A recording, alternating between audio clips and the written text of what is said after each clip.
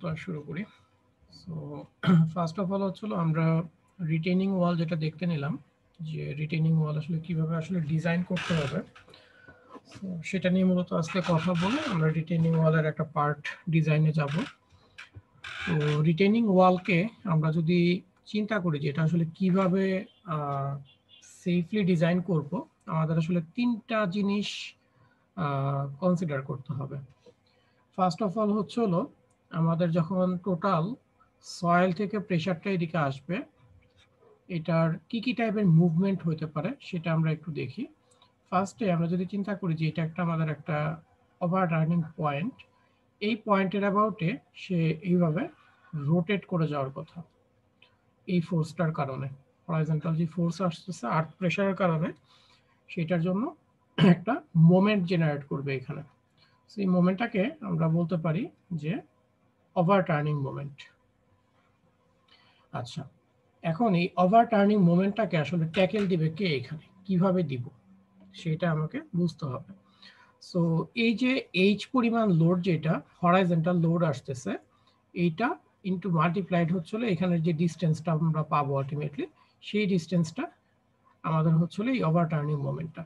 এখন তোমাদের কি নর্মালি বুঝতে পারতেছো যে এই বেন্ডিং মোমেন্টটা যখন আসবে, এই টোটাল স্ট্রাকচারটাকে কে ধরে রাখার চেষ্টা করবে? কারণ এটা কিন্তু এইভাবে লোড দিলে জেনারেলি উল্টে পড়ে যাওয়ার কথা। সো এটাকে রেজিস্ট কে করতে পারবে? কোনটা? মানে যে হ্যাঁ, যেখানে কার্সর দিতেছে এই জায়গাটা, এটা কেন রেজিস্ট করবে সেটা বলো। উপর থেকে সয়েল এটার উপরে প্রেসার দিবে। তার মানে এই যে সয়েলের যে ওয়েটটা আছে, এই সয়েলের ওয়েটটাও কিন্তু আসলে এখানে একটা মোমেন্ট জেনারেট করবে। সো এটার ক্ষেত্রে হবে হচ্ছিল ডাব্লিউ ইন্টু এইখানের যে ডিস্টেন্সটা, সেটাকে যদি আমি এ বলি, তাহলে এইটা এখানে একটা অপোজিট মোমেন্ট আসলে তৈরি করবে, যেটাকে আমরা রেজিস্টিং মোমেন্ট বলতে পারি। তো শুধু এখানের সয়েলের যে ওয়েট আছে সেটা না, এই যে নিচের বেইজের ওয়েট আছে, এইখানে একটা বেইজের ওয়েট আছে, বা এখানে যে স্টেমের ওয়েট আছে, কনক্রিটের যে ওয়েটগুলা, সো এই প্রতিটা অংশই আসলে এই রেজিস্টিং মোমেন্ট যেটা আছে সেটাতে পার্টিসিপেট করবে, করেসপন্ডিং করবে তাদের ডিস্টেন্স কত দূরে আছে সেগুলো। তো সেগুলা খুব ডিটেইলিং এ পরে যাব আমরা, যে প্রতিটা ওয়েট যেগুলো আছে ভার্টিক্যাল ওয়েট, এই প্রতিটা ভার্টিক্যাল ওয়েটই আসলে এই ওভার টার্নিং মোমেন্টটাকে রেজিস্ট করতে চাবে। তো এই পয়েন্ট অফ ভিউ থেকে আমাদের রিটেইনিং ওয়ালের ক্ষেত্রে সেফটিটা এনশিওর করতে হবে। কিভাবে করব? বলা হচ্ছে যে রেজিস্টিং মোমেন্ট এবং ওভার টার্নিং মোমেন্ট, এই দুইটা মোমেন্টের ক্ষেত্রে তাদের রেশিওটা 2 এর চেয়ে বড় হতে হবে। তার মানে আমি যদি এখন ক্যাপাসিটি এবং ডিমান্ডে চলে যাই, ওভার টার্নিং মোমেন্টটা কি আমার ডিমান্ড না ক্যাপাসিটি? এটা হচ্ছিল আমার ডিমান্ড, যে আমার এখানে যে সয়েল প্রেসার আসতেছে সেটার থেকে ওভার টার্নিং মোমেন্টটা ছিল ডিমান্ড, আর আমার ক্যাপাসিটি হচ্ছে হলো সো যে রেজিস্টিং মোমেন্ট আমি পাচ্ছি সেটা।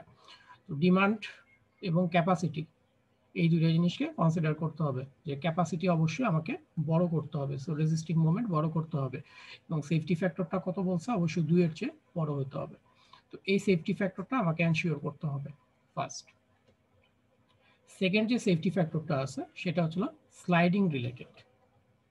আচ্ছা, সো যখন আমি এই স্ট্রাকচারটার এই দিকে হলো পুশ করব, সো এটা অবশ্যই তার পারপেন্ডিকুলার ডিরেকশনে একটা স্লাইডিং ক্যাপাসিটি শো করবে।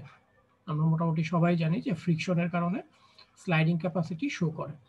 আচ্ছা, তো এখানে যে টোটাল ভার্টিক্যাল লোডটা কাজ করতেছে, total vertical load W including concrete plus হচ্ছিল সয়েল, সব মিলে যে কাজ করতেছে, সেটাকে আমরা যদি ভি বলি, যে টোটাল ভার্টিক্যাল রেজিস্ট্যান্স হচ্ছে হলো, যেহেতু উপর থেকে লোড আসতেছে সেই ভার্টিক্যাল রেজিস্ট্যান্সটা হচ্ছিল ভি, এবং ভি ইকুয়াল টু স্বাভাবিকভাবেই ডাব্লিউ হওয়ার কথা। আচ্ছা, এই যে ভি, এইটা ইন্টু হচ্ছে হলো ফ্রিকশনাল কোএফিসিয়েন্ট, আমরা যদি চিন্তা করি সেটাকে আমরা জেনারেলি বলেছিল স্লাইডিং ক্যাপাসিটি। সো তোমরা ইন্টারমিডিয়েটের ফিজিক্সে এগুলো পড়ে আসছো, যে যে কোনো একটা সারফেসের উপরে যদি আমি পি পরিমাণ ফোর্স অ্যাপ্লাই করি, দ্যাটস মিন নর্মাল ফোর্স, তাহলে এদিকে তার ফ্রিকশনাল ক্যাপাসিটি হয়েছিল মিউ ইন্টু, এটাকে মনে হয় তোমরা এন পড়ে আসছো নর্মাল ফোর্স, তাহলে মিউ ইন্টু এন, তাহলে এটা হলো তার ফ্রিকশনাল ক্যাপাসিটি এখানে কতটুকু জেনারেট করবে। সো সেই জিনিসটাই খুব সিম্পল জিনিস, যে এটা হচ্ছিল তার স্লাইডিং ক্যাপাসিটি।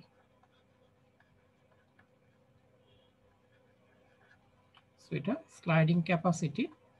এই স্লাইডিং ক্যাপাসিটি দিয়ে সে আসলে এইখানে যে পরিমাণ হরাইজন্টাল ফোর্স আসতেছে সেটাকে ট্যাকেল দিবে। তাহলে স্লাইডিং ক্যাপাসিটি এটা, আর স্লাইডিং এর ক্ষেত্রে আমার ডিমান্ড হচ্ছিল এটা, যে এই পরিমাণ ডিমান্ডের এগেইনস্টে আমার এই পরিমাণ ক্যাপাসিটি আছে। তো এখানে দেখো যে এস বলা হচ্ছে হলো যে আমাদের স্লাইডিং এর ক্যাপাসিটি কত, এটাকে আসলে মিউ দিয়েও প্রকাশ করা হয়, অনেক সময় এফ দিয়েও প্রকাশ করা হয়। সো স্লাইডিং রেজিস্ট্যান্স যেটা আছে এটাকে এখানে এফ ভি হিসাবে বলা আছে, এফ ভি ডিভাইডেড হচ্ছিল হরাইজন্টাল ফোর্স, মানে স্লাইডিং ক্যাপাসিটি ডিভাইডেড হচ্ছিল স্লাইডিং ডিমান্ড। এই দুইটার রেশিও অবশ্যই 1.5 এর থেকে বড় হতে হবে। এই সেফটি ফ্যাক্টরটাও আমাকে এনশিওর করতে হবে। সো এই পয়েন্ট দুইটা কি সবাই বুঝতে পারছো?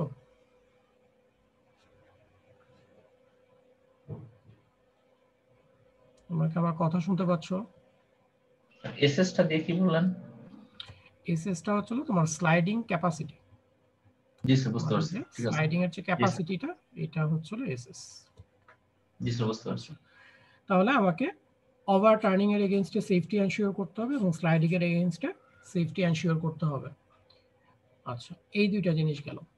আরেকটা জিনিস হচ্ছে হলো এটা যেহেতু একটা ফুটিং এর মতো কাজ করবে, কারণ হচ্ছে এটা সয়েল প্রেসার দিচ্ছে এবং এটা সয়েলের উপরেই আলটিমেটলি আসতেছে।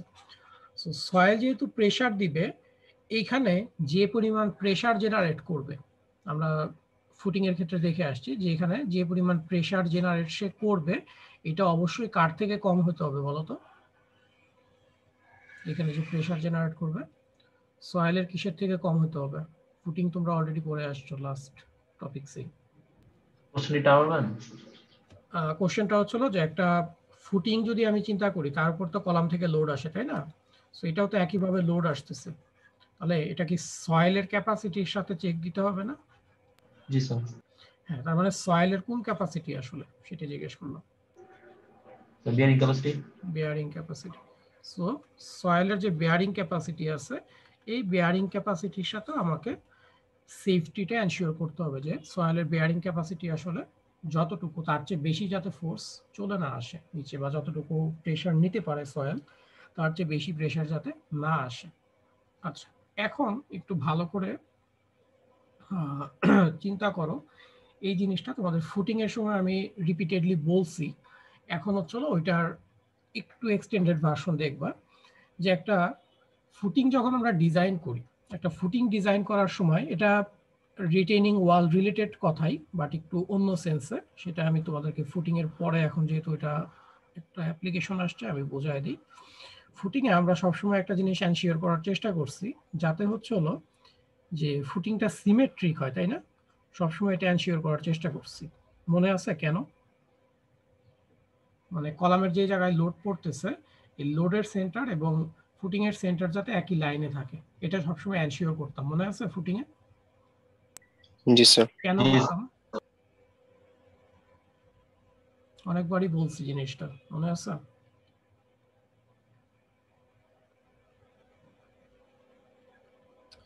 মনে নাই? মনে না, পরীক্ষা সোমবারে। ওকে, একটু ভালো করে পড়াশোনা করো, ঠিক আছে?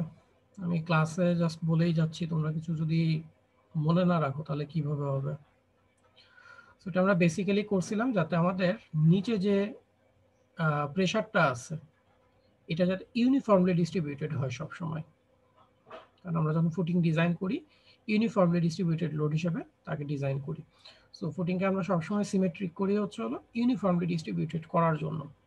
কিন্তু এখন একটু জিনিস খেয়াল করে দেখো যে রিটেইনিং ওয়ালটাকেও যদি আমি কাইন্ড অফ ফুটিং চিন্তা করি, ফুটিং এর হয়তো বা লোডটা আসতেছিল সরাসরি এই কলামের মতো যেই পোর্শনটা আছে সেটা থেকে, কিন্তু এটার ক্ষেত্রে আসলে লোড আসতেছে হচ্ছিল সয়েল থেকে, উপর থেকে সয়েল থেকে আসতেছে। সো এটাকে আমি, যদিও আমার ইচ্ছা থাকে যেটা আমি সিমেট্রিক করবো, এটা আসলে সিমেট্রিক করা সম্ভব না, কারণ এদিকে তো আর সয়েল নাই। সো লোড আমি ইচ্ছা করলেও সেন্টারে নিয়ে আসতে পারবো না। তো সেই ক্ষেত্রে দেখা যায় যে আমাকে আসলে সিমেট্রিক করতে আমি পারবো না কখনোই, একদিকে বেশি থাকে এবং একদিকে কম থাকে। এটা রিটেইনিং ওয়ালের বাই ডিফল্ট জিনিসটা এরকমই ডিজাইন করতে হয়, আমরা ওই কনসেপ্টে আর যেতে পারি না যে সিমেট্রিক করব, কারণ আমাদের লোডটাই এমন ভাবে থাকে যে মাঝখানে থাকে না, এটা একটা সাইডে চলে যায় স্ট্রাকচারের মানে কি বলবো ইউটিলিটির কারণে। কারণ স্ট্রাকচারের এইদিকে আমরা ব্ল্যাঙ্ক খালি জায়গা চাচ্ছি। আচ্ছা, এখন প্রশ্ন আসে যে তাহলে এইটার নিচে যে সয়েলের প্রেশারটা এটা কিরকম হবে, এটা একটা ইম্পর্টেন্ট জিনিস। এই ইম্পর্টেন্ট জিনিসটা আমরা একটু দেখার চেষ্টা করবো এখন, এবং এটা একটু বোঝার জিনিস আছে, সবাই এই জিনিসটা একটু ভালো করে বুঝো, আর ম্যাথ করতে গেলে এই জায়গায় একটু বোঝার ব্যাপার আছে। আচ্ছা, এখন আমি এই টোটাল স্ট্রাকচারটা যদি ফ্রি বডি ডায়াগ্রাম ড্র করতে চাই তাহলে কি কি আসবে আমাকে একজন একটু বলো তো।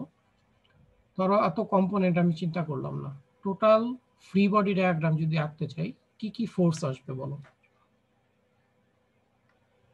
ফ্রি বডি ডায়াগ্রাম তোমরা 1-2 তেই শিখে আসছো, সো একটু বলার চেষ্টা করো।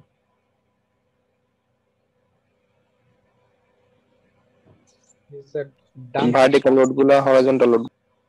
আচ্ছা, ফার্স্টে অ্যাপ্লাইড লোড চিন্তা করি। ফার্স্ট হচ্ছিল একটা এইচ পরিমাণ লোড আসবে হরাইজন্টাল, সেটা সবগুলা কম্পোনেন্ট যোগ হয়ে যা আসে। তারপরে সবগুলা কম্পোনেন্ট যোগ হয়ে ডাব্লিউ একটা লোড আসবে, এই তো। এটা হচ্ছে অ্যাপ্লাইড লোড, আমি স্ট্রাকচারের উপরে কি পরিমাণ লোড অ্যাপ্লাই করলাম। এখন আর কি আসবে এইখানে, রিঅ্যাকশন একটা ফোর্স আসবে, একটা রিঅ্যাকশন ফোর্স আসবে ভার্টিক্যালি, আর একটা আসবে হচ্ছিল হরাইজন্টালি। সো এটাই আমাদের ফ্রি বডি ডায়াগ্রাম। মোমেন্ট কি আসবে?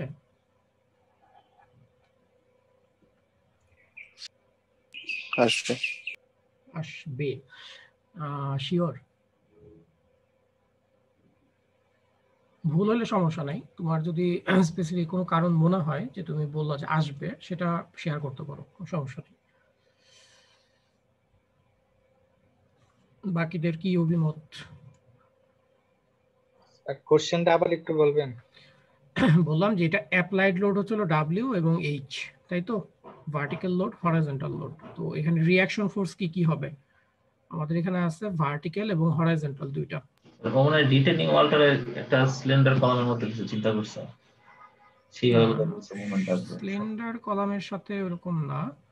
এখন রিঅ্যাকশন ফোর্স হিসাবে কি মোমেন্ট আসবে কিনা এটা কার উপর ডিপেন্ড করে?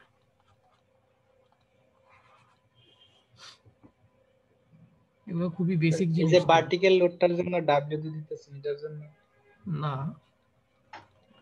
আচ্ছা, আমাকে বলো যে ফিক্সড সাপোর্ট আর পিন সাপোর্টের পার্থক্য কি? এখানে একটা রিঅ্যাকশন আসে, আচ্ছা পিন সাপোর্ট বলতে আমি রোলার না দিই, পিন দিই, এখানে দুইটা আসে, এখানে তিনটা কেন আসে বলো। স্যার পিনটা স্যার মোমেন্ট রেজিস্ট করতে পারে না স্যার। পিন মোমেন্ট রেজিস্ট করতে পারে না, আচ্ছা। আর ফিক্সড সাপোর্টটা মোমেন্ট রেজিস্ট করতে পারে। তার মানে রিঅ্যাকশন ফোর্স ইটসেলফ হচ্ছে হলো যদি সে রেজিস্ট করতে পারে, তাই না? এখন তাহলে তোমাদের সেন্স থেকে বলো তো, সয়েল কি মোমেন্ট রেজিস্ট করতে পারবে? আমি তো এটাকে জাস্ট সয়েলের উপর ফেলে রাখলাম, তাই তো। আমি যদি এটাকে ধাক্কা দিই, কি মোমেন্ট রেজিস্ট করতে পারবে এখানে? মোমেন্ট রেজিস্ট করার অর্থ কি, তাকে টেনশন নিতে হবে। সয়েল আর কনক্রিটের মধ্যে কি কোনো ই আছে, কানেকশন আছে? তার মানে সে কিন্তু মোমেন্ট রেজিস্ট করতে পারবে না, শুধুমাত্র ভার্টিক্যাল ফোর্স এবং হচ্ছে এটা একটা পিন সাপোর্টের মতো কাজ করবে। আচ্ছা, সো যখনই যে কোনো জিনিস সলভ করার চেষ্টা করবা, এই জিনিসগুলো একটু মাথায় রাখবা। কেন দুইটা আসলো, কেন তিনটা আসলো, এটা যদি না বুঝো তাহলে অনেকটা মুখস্থ টাইপের হয়ে যাবে, এটা একটু সমস্যা আছে। আচ্ছা ঠিক আছে, যাই হোক, এখন আমাদের এই হচ্ছিল টোটাল স্ট্রাকচার, যে আমার কি কি কম্পোনেন্ট এখানে আসতে পারে। সো রিঅ্যাকশন ফোর্সও জানি আমি, হচ্ছে হলো অ্যাপ্লাইড লোডও জানি। এখন দেখো তো অ্যাপ্লাইড লোডটার মধ্যে কি স্যার স্ট্রাকচারের সেলফ ওয়েটও আছে?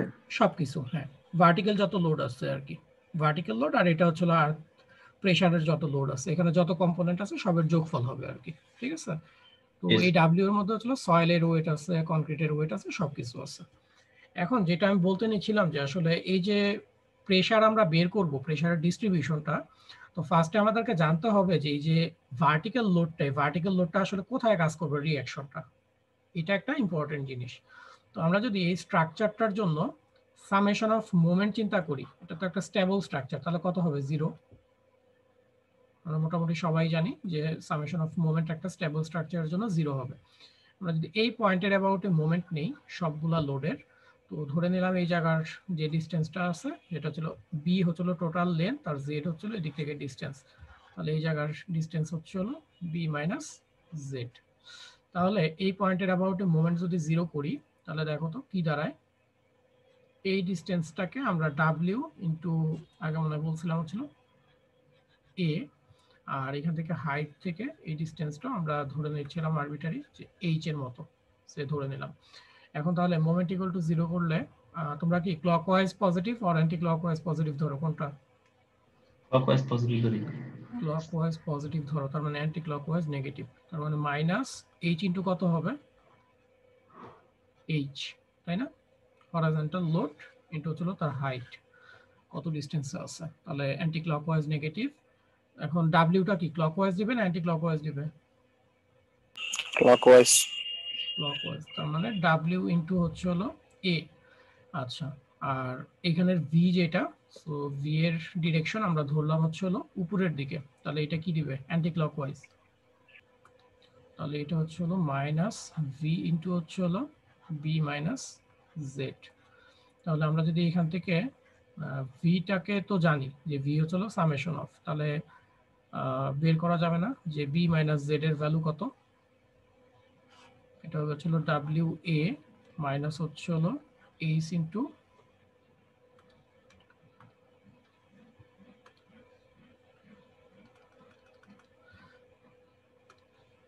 তাহলে এইচ ইন্টু হচ্ছে হলো এস ডিভাইডেড বাই হচ্ছে হলো ভি।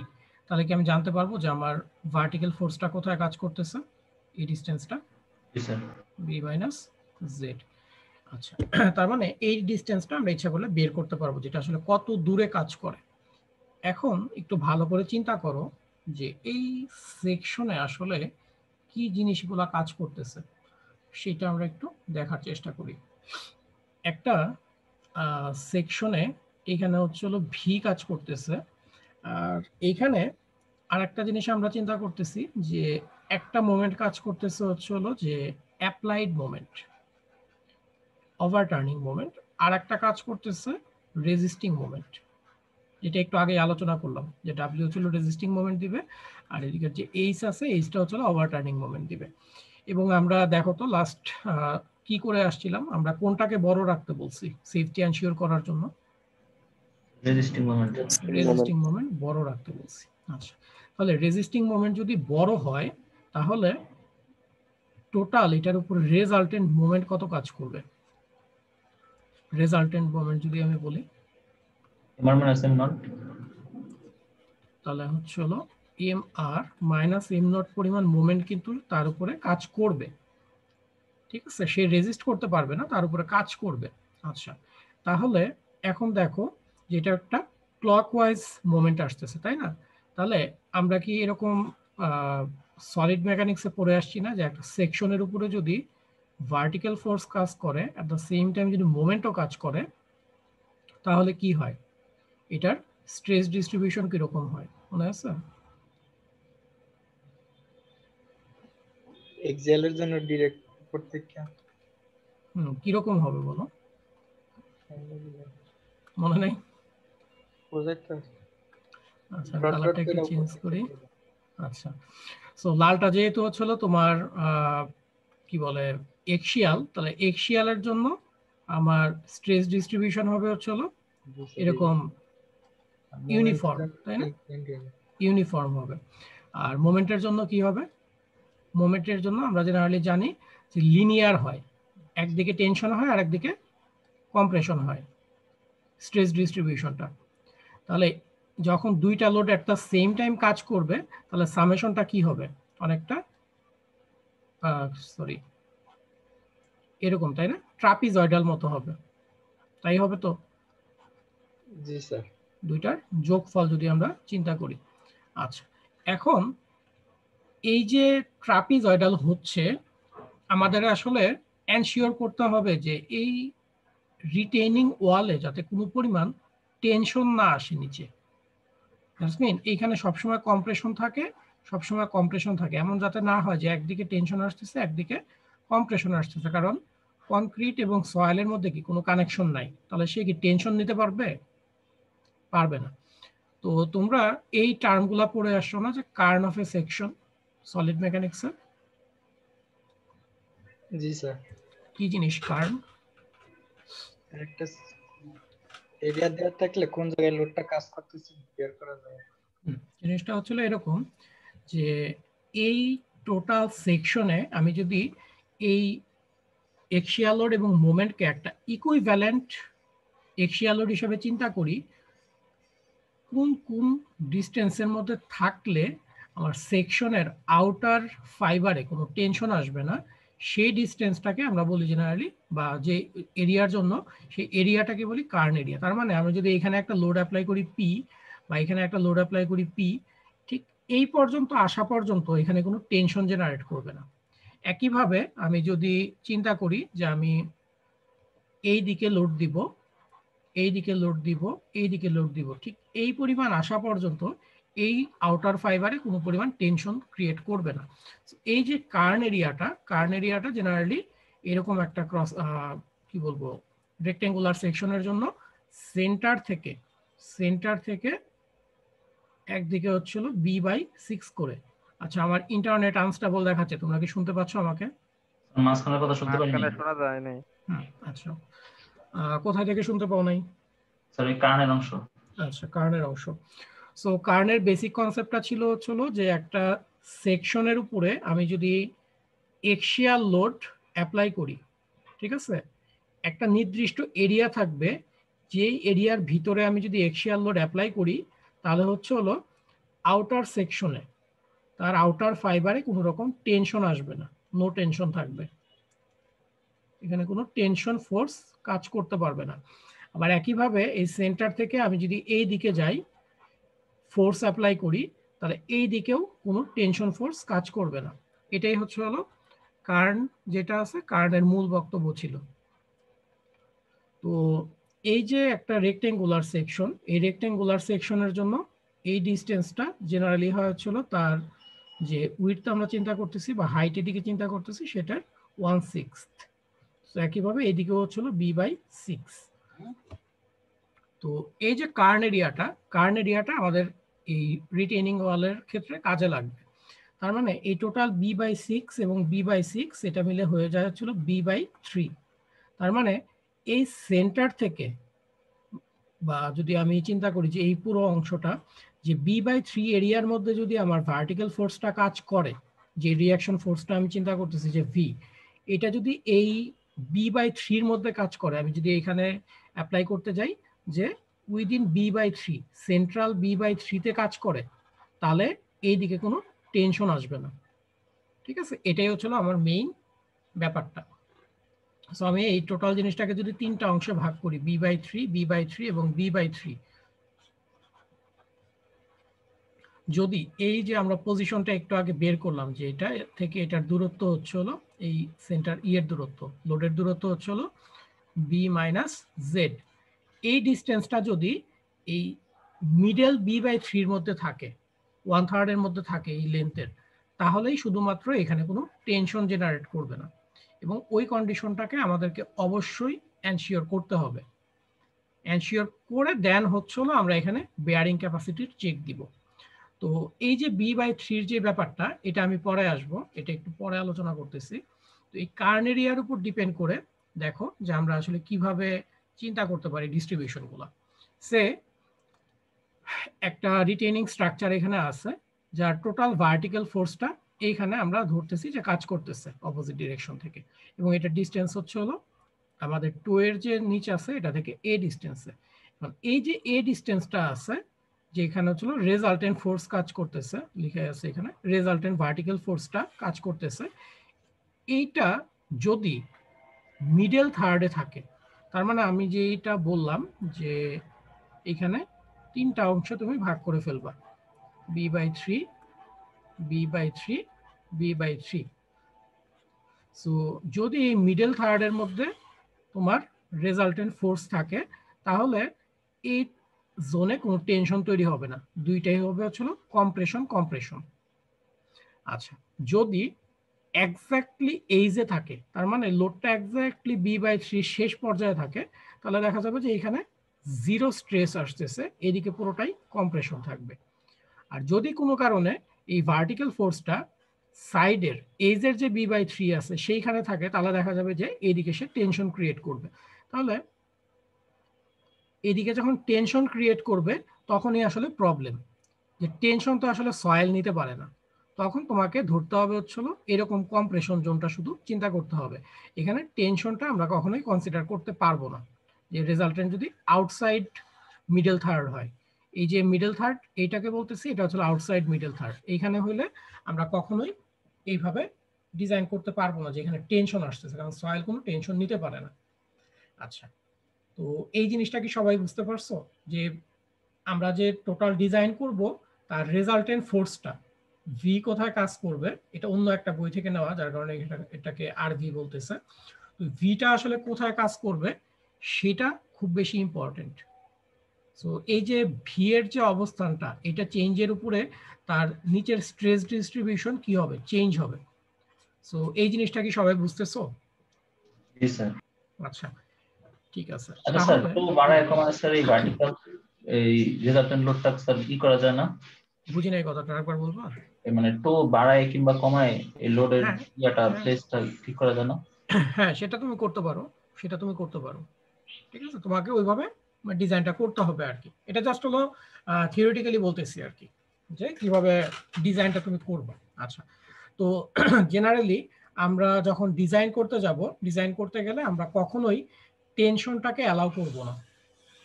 আর এটা হচ্ছিল খুবই ক্রিটিক্যাল, জাস্ট এই b/3 লোকেশনে কাজ করতেছে। তো প্র্যাকটিক্যালি একটু এদিকেও কাজ করতে পারে, এদিকেও কাজ করতে পারে। সো এটাকেও আমরা আসলে নিব না। তো এই দুইটাকে আমরা অ্যাকসেপ্টেবল না ধরে আমরা সবসময় রিটেনিং ওয়ালকে এমনভাবে ডিজাইন করব যাতে করে স্ট্রেস ডিস্ট্রিবিউশনটা দুই সাইডে কম্প্রেশন থাকে, একদিকে টেনশন যাতে কোনোভাবে না আসে, সাফিসিয়েন্ট মার্জিন এখানে থাকতে হবে। আচ্ছা, সো আমরা হচ্ছিল যখন এই ডিজাইন করতে যাব, আমাদের ফাইনাল ডিসিশন এরকম যে আমরা বোথ সাইডে যাতে কম্প্রেশন জোন থাকে সেইভাবেই ডিজাইনটা করব, যাতে ভার্টিক্যাল ফোর্সটা যখন রিঅ্যাকশন ফোর্স কাজ করবে এটা মিডল থার্ডের মধ্যে থাকে। সেটা হচ্ছে আমাদের একটা ডিজাইন ক্রাইটেরিয়া, বা যেটা বলতে পারো যে প্র্যাকটিস আর কি।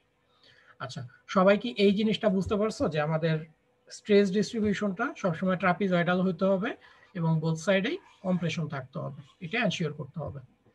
আচ্ছা, সো এটা ক্লিয়ার সবার কাছে আশা করি। এখন আমাদের যেটা মেইনলি আমরা চেক করার জন্য আসছিলাম, যে আমাদের বেয়ারিং ক্যাপাসিটি চেক করতে হবে।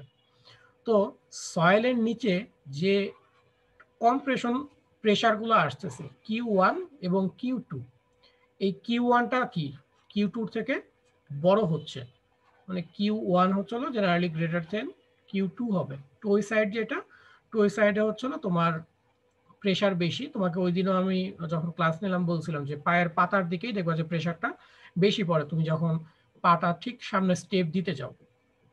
তো এইখানে প্রেসারটা জেনারেলি বেশি পড়ে। তো আমাদের এই যে Q1 যেটা আছে, এই Q1 অবশ্যই কার থেকে ছোট হতে হবে, আমাদের সয়েলের যে অ্যালাউয়েবল বেয়ারিং প্রেসার আছে এটা থেকে অবশ্যই কম হতে হবে, আদারওয়াইজ সয়েলটা এই প্রেসার নিতে পারবে না। তো এই জিনিসটাই তোমাদেরকে আগের স্লাইডে বেসিক্যালি বলা আছে, যে এখানে কিউ অ্যালাউয়েবল যেটা আছে, এই কিউ অ্যালাউয়েবলটা সমান হতে হবে হচ্ছে টোটাল যে প্রেসারটা আমার আসতেছে, এটাকে যদি আমি আগের ছবির সাথে রিলেট করতে চাই, এটা হচ্ছে Q1টা। Q1 কিভাবে ক্যালকুলেট করে এটা আমরা একটু পরে আসতেছি। সো Q1টাকে অবশ্যই অ্যালাউয়েবল যে সয়েল প্রেসার আছে সেটার সমান হতে হবে অথবা ছোট হতে হবে। সো যেহেতু ডিজাইন ক্রাইটেরিয়া আমরা ওইভাবে চিন্তা করতেছি যে এটা সমান হতে হবে অ্যাটলিস্ট। সো এই জিনিসটা কি সবাই বুঝছো কিনা একটু বলো, না বুঝলে আমি আবার ক্লিয়ার করব, কোনো সমস্যা নেই। একটু আমার বলে ভালো হয়। কোন জায়গাটা বললে ভালো হয় সেটা আমাকে একটু বলো। বিশেষ করে স্যার এই স্ট্রেস ডিস্ট্রিবিউশনটা। স্ট্রেস ডিস্ট্রিবিউশনটা, আচ্ছা স্ট্রেস ডিস্ট্রিবিউশনটা যদি তোমাকে সহজভাবে আমি বলতে যাই, তুমি এইভাবে চিন্তা করো, তুমি ধরে নাও যে একটা কলাম আছে, ঠিক আছে, কলামের উপরে তুমি একটা এক্সিয়াল ফোর্স অ্যাপ্লাই করতেছো, একটা মোমেন্ট অ্যাপ্লাই করতেছো। আমি এটাকে কি ইকুইভ্যালেন্ট এরকম একটা জিনিস বলতে পারি না যে একটা এক্সিয়াল ফোর্স শুধু উইথ অ্যান ইকসেন্ট্রিসিটি বলা যায়? ধরো এখানে মোমেন্ট অ্যাপ্লাই করতেছো, এখানে P1 অ্যাপ্লাই করতেছো, এটাকে P2, তাহলে ই কি হতে হবে, মানে সরি P1, তাহলে মেইনলি একই এক্সিয়াল লোড আর মোমেন্ট, এটাকে আমি ইকুইভ্যালেন্ট বলতেছি এই লোড দিয়ে সাথে একটা ইকসেন্ট্রিসিটি। শর্ত হচ্ছে হলো যে P1 ই এই মোমেন্টটা কার সমান হতে হবে, এম হতে হবে, তাই তো? তাহলে এই যে জিনিসটা আমি করলাম, এই জিনিসটা করে আসলে লাভ হলো কি? এই যে এখানে মোমেন্ট আমি অ্যাপ্লাই করতেছি, মোমেন্ট অ্যাপ্লাই করলে তো আসলে এখানে স্ট্রেস তৈরি হবে, ফোর্সের জন্য একটা, মোমেন্টের জন্য একটা। তো ফোর্সের জন্য আমার হবে হচ্ছে হলো ইউনিফর্মলি ডিস্ট্রিবিউটেড লোড, যেটা তোমরা অলরেডি জানো, যেটা একটা কলামের উপরে যখন লোড অ্যাপ্লাই করি আমরা হচ্ছে হলো ইউনিফর্মলি ডিস্ট্রিবিউটেড লোড অ্যাপ্লাই করি। আর যখন মোমেন্ট অ্যাপ্লাই করতেছি, মোমেন্ট অ্যাপ্লাই করলে তার যে স্ট্রেসের ডিস্ট্রিবিউশন, এই দিকে কি হবে বলো তো? কম্প্রেশন হবে, আর ওই দিকে কোন দিকে টেনশন হবে বলো? ডান দিকে স্যার কম্প্রেশন হবে, তাই তো? আর বাম দিকে টেনশন। টেনশন হবে। তাহলে এটাকে যদি আমি নিচের দিকে কম্প্রেশন বলি, তাহলে এইদিকে হচ্ছে হলো কম্প্রেশন হবে, আর এইদিকে কি হবে, টেনশন হবে। তাহলে এই যে কম্প্রেশন এবং টেনশন, তার মানে কি রিলেশনশিপটা কেমন হবে, লিনিয়ার হবে। তাহলে এগুলা কি সব স্ট্রেস ডিস্ট্রিবিউশন, তাই তো? তাহলে এই দুইটাকে যদি আমি যোগ করি, কারণ আমার এখানে তো দুইটা লোডই আসলে কাজ করতেছে, তাহলে ডিস্ট্রিবিউশনটা কেমন হওয়ার কথা? এটা কি কম্প্রেশন না সব জায়গায়? এটা তো কম্প্রেশন লোড, তার মানে সব জায়গায় আসলে কম্প্রেশন হবে। তাহলে এই ফেজটাতে দেখো এদিকে কম্প্রেশন হচ্ছে, এদিকেও কি হচ্ছে, কম্প্রেশন। তার মানে কম্প্রেশন জোনটা অনেক বড় থাকবে। আর এদিকে হচ্ছে হলো কম্প্রেশন হচ্ছে, আর এদিকে হচ্ছে হলো টেনশন হচ্ছে। তাহলে এই জায়গার তোমার টোটাল কম্প্রেশনের পরিমাণ কিছুটা কমে যাবে। তাহলে স্ট্রেস ডিস্ট্রিবিউশন হয়েছিল এরকম ট্রাপিজয়েডাল। এতটুকু বুঝছো সবাই? জি স্যার। আচ্ছা, তাহলে স্ট্রেস ডিস্ট্রিবিউশন এরকম ট্রাপিজয়েডাল হবে। এখন একটু ভালো করে বোঝার চেষ্টা করো যে যদি এইখানের টেনসাইল স্ট্রেস যেটা, এটা অনেক বেশি বড় হয়, তাহলে কি হবে এই স্ট্রেস ডিস্ট্রিবিউশনটা? এদিকে কম্প্রেশন, এদিকেও কম্প্রেশন, তাহলে কম্প্রেশন তো আর জিরো হওয়ার কিছু নাই, এটা অলওয়েজ কি হবে, যোগ হবে। আর এই জায়গাটায় একটা থেকে আর একটা বিয়োগ হবে।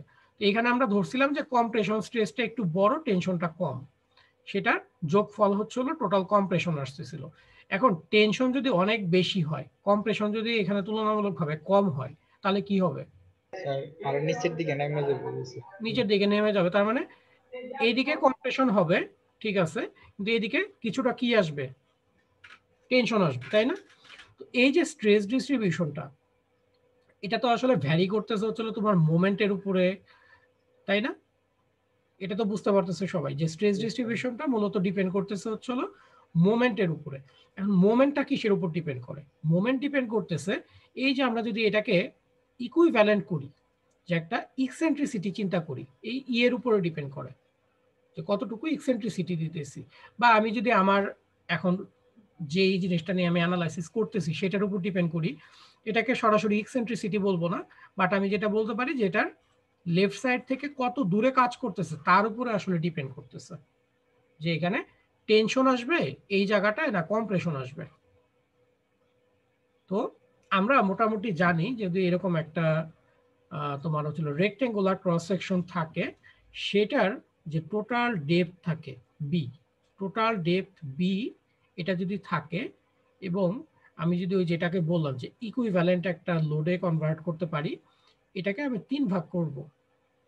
3 ভাগ করে যদি এই মিডল থার্ডের মধ্যে আমার এই এক্সিয়াল লোডটা থাকে, দ্যাটস মিন ইটা হয় হচ্ছে হলো এইদিকে E by 6, sorry E by না তো বি বাই 6, এটা হচ্ছে আমি এটার সাথে রিলেট করার চেষ্টা করতেছি তোমাদের বোঝানোর সুবিধার জন্য, যে এখানে বি বাই 6 এবং এখানে বি বাই 6 এই রেঞ্জের মধ্যে যদি হয় হচ্ছে হলো তোমার ই, তাহলে এইখানে কোনো টেনশন জেনারেট করবে না।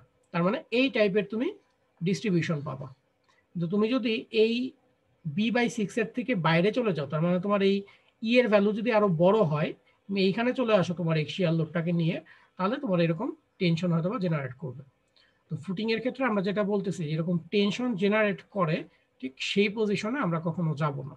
আমাদেরকে সবসময় এই যে এক্সিয়াল লোড আমরা বলতেছি যেটা হলো রিঅ্যাকশন ফোর্স, এটাকে থাকতে হবে হচ্ছে হলো যে রিটেইনিং ওয়াল আছে, রিটেইনিং ওয়ালের ডেপথের, ডেপথ বলতে আমি বোঝাচ্ছি এটার ক্ষেত্রে হলো উইডথ আর কি, সেকশনটা হ্যাঁ সেকশনের যে উইডথ আছে এইটার উইদিন মিডল থার্ড, এই মিডল থার্ডের মধ্যে যাতে তোমাকে এই ভার্টিক্যাল ফোর্সটা থাকে এটাকে তোমাকে এনশিওর করতে হবে। এনশিওর করতে হবে এই কারণে যাতে করে বোথ সাইডে, হিলের সাইডে এবং টোয়ের সাইডে, দুই সাইডেই কম্প্রেশন থাকে, কোনোভাবে যাতে টেনশন না আসে। এখানে তো কখনোই কম্প্রেশন টেনশন আসবে না, বুঝতে পারতেছো, কারণ মোমেন্ট আমরা দেখছিলাম যে রেজাল্টেন্ট মোমেন্ট কাজ করতেছে এই দিকে, তার মানে এইদিকে কম্প্রেশন কাজ করবে, উল্টা দিকে যদি চিন্তা করে এদিকে টেনশন কাজ করবে। আর নিচ থেকে যেহেতু ফোর্স আসছে পুরোটাই কম্প্রেশন, সো এই দিকের কম্প্রেশনটাই বেশি হবে আর এদিকেই টেনশন আসার সম্ভাবনা থাকে। সো এই ক্ষেত্রে যাতে কোনোভাবে টেনশন না আসে সেটা আমাকে এনশিওর করতে হবে। ওকে, সো এখন কি বোঝা গেছে একটু? জি স্যার। আচ্ছা, এটা একটু তোমরা নিজেরা মাথায় নিয়ে চিন্তা করতে হবে। আচ্ছা, এখন আমি দেখি যে এই যে আমি এত কথাবার্তা বললাম যে স্ট্রেস ডিস্ট্রিবিউশন দেখতে হবে এই সেই, কিভাবে আসলে করব। আমার ফার্স্ট কাজ হবে হচ্ছে হলো যে রেজাল্টেন্ট ফোর্সটা এই মিডল থার্ডে আছে কিনা সেটাকে চেক করা। সেটা চেক করে যদি ওকে হয় তখন আমি এখানে Q1 ফোর্সটা কত সেটা বের করব। বের করে তারপরে হচ্ছে আমাদেরকে চেক করতে হবে যেটা হচ্ছে বেয়ারিং ক্যাপাসিটির সমান অথবা তার চেয়ে ছোট আছে কিনা। এখন কিভাবে আমরা করব যে স্ট্রেস এখানে আসলে কত কাজ করতেছে এটা কিভাবে বের করব। তো সেটা বের করার ক্ষেত্রে আমাদের স্ট্রেস বের করা আমরা সবাই মোটামুটি জানি যে এই সেকশনটার উপরে, আমি এই সেকশন দিয়ে আবার এক্সাম্পলটা দিই। সেকশনের উপরে এক্সিয়াল লোড কাজ করতেছে, মোমেন্ট কাজ করতেছে, তাহলে এই পয়েন্টে এবং এই পয়েন্টে দুইটার মধ্যে কোথায় কত কাজ করবে। তো পি এর কারণে আমরা যদি ধরে নিই যে এটার এরিয়া হচ্ছিল এ, তাহলে পি এর কারণে যে স্ট্রেসটা জেনারেট করে এরকম ইউনিফর্মলি যে স্ট্রেসটা জেনারেট করবে এটা কত হবে, পি ডিভাইডেড কত এ, তাই না, স্ট্রেসের ভ্যালুটা। আর এক্সিয়ালের পরে আমাদের যে মোমেন্ট আছে, মোমেন্টের কারণে এখানে হচ্ছিল তোমার কম্প্রেশন এবং এখানে টেনশন যেটা জেনারেট করে, এটা আমরা সবাই মোটামুটি জানি যে এটার ফর্মুলা ছিল mc/i, স্ট্রেস জেনারেট যেটা করে সেটার ফর্মুলা। ওইটাই এখানে বলা আছে, দেখো যে এখানের যে কম্প্রেশন বা টেনশনটা হবে সেটা হবে পি ডিভাইডেড এ, প্লাস মাইনাসের অর্থ হচ্ছিল একদিকে প্লাস হবে একদিকে মাইনাস হবে, তো mc/i। এটা হচ্ছে জেনারেল ফর্মুলা, একটা কলামের ক্ষেত্রে আমরা যেগুলো শিখে আসছি। এখন এটাকে আমরা কিভাবে ইকুইভ্যালেন্টে যখন নিব ইকসেন্ট্রিসিটিতে সেটাতে যাই। তো আমরা বলছিলাম যে এই দুইটাকে মিলে একটা ইকুইভ্যালেন্ট সেকশন আমরা তৈরি করব, যে এক্সিয়াল ফোর্সটা। এটা কিরকম হবে, যে এখানে পি পরিমাণ লোড অ্যাপ্লাই করতেছি, এটা হলো তার সেন্টার, এই সেন্টার থেকে ই ডিস্টেন্সে আমরা যাব, তাহলে শর্ত হচ্ছিল মোমেন্ট ইকুয়াল টু হচ্ছিল পি ইন্টু ই হয়। তাহলে আমি শুধুমাত্র একটা ফোর্স দিয়েই আসলে এই পুরো সিস্টেমটাকে রিপ্রেজেন্ট করতে পারি। তাহলে এই পিটা আমরা জানি যে এই পি হবে, এখন এক্সেন্ট্রিসিটিটা তাহলে বের করতে হবে। এক্সেন্ট্রিসিটি ইকুয়াল টু হচ্ছিল মোমেন্ট ওভার পি, যদি আমি চিন্তা করি তাহলে সেটা।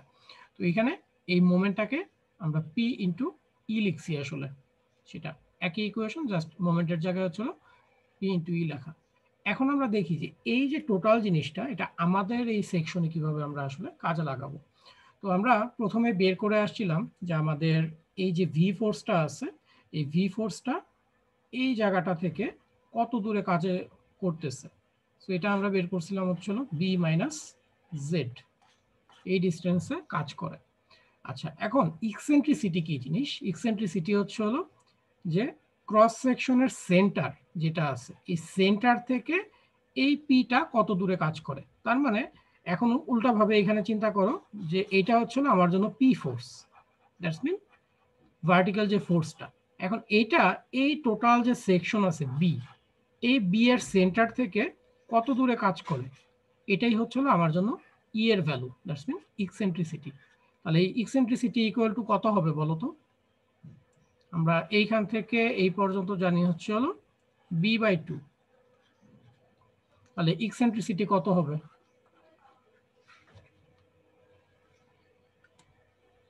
তোমরা কি আছো? b/2 minus b minus z। b/2 minus হচ্ছে হলো b minus z।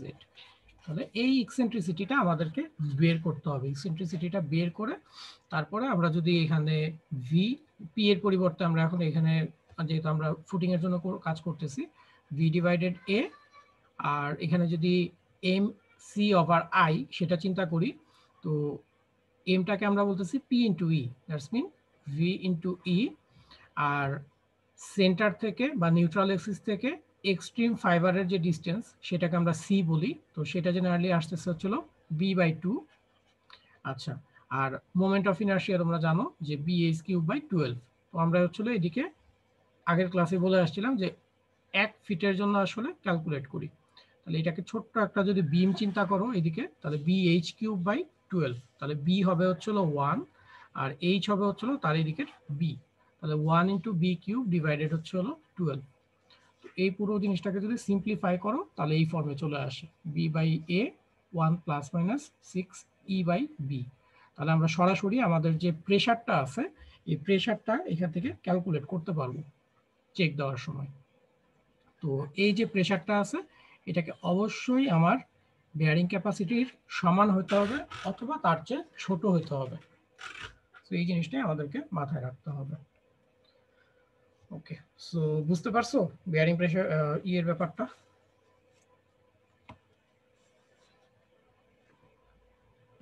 b into b/2 টা কিভাবে আসছে খেয়াল করতে পারিনি।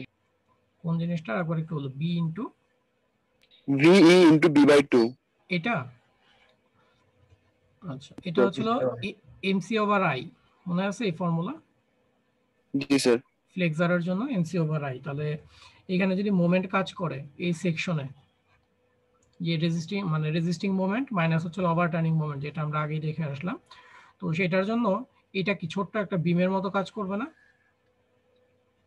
এখানে মোমেন্ট কাজ করতেছে আর এটা হচ্ছে হলো সেকশনটা, তাহলে এটার উইডথ হচ্ছে হলো 1 ফিট এইদিকে, আর এটার হাইট হচ্ছে হলো টোটাল বি। তাহলে এখন এম হচ্ছে হলো আমাদের ভি ইন্টু ই, এটা হচ্ছে মোমেন্টের ভ্যালু। আমি এটা একটু ইরেজ করে নিই। তো এটা হচ্ছে আমার মোমেন্টের ভ্যালু, যে আমার ভি ইন্টু ই। আর বি এর ভ্যালু সরি সি এর ভ্যালু কত হবে? সি আমাদের জেনারেলি থাকে হচ্ছে হলো সেন্টার থেকে, যে সেন্টারটা আমরা ধরতেছি বিমের, এই বিমের সেন্টার থেকে তার এক্সট্রিম ফাইবারের ডিস্টেন্স। এক্সট্রিম ফাইবার ডিস্টেন্স আমরা জেনারেলি ধরি হচ্ছে হলো হাফ, ঠিক আছে? যে টোটাল ডেপথ আছে বিমের সেটার হাফ, তার মানে এখানে আসতেছে b/2, সেই কারণে এটা আসতে হচ্ছে হলো b/2 ডিভাইডেড হচ্ছিল আই। আই হচ্ছিল মোমেন্ট অফ ইনার্শিয়া। তো এইটার এই এক্সিসের অ্যাবাউট মোমেন্ট অফ ইনার্শিয়া যদি চিন্তা করো 1 ইন্টু হচ্ছিল h³ ডিভাইডেড 12, যেহেতু এটা এইভাবে বেন্ড করতে চাচ্ছে, সো bh³/12।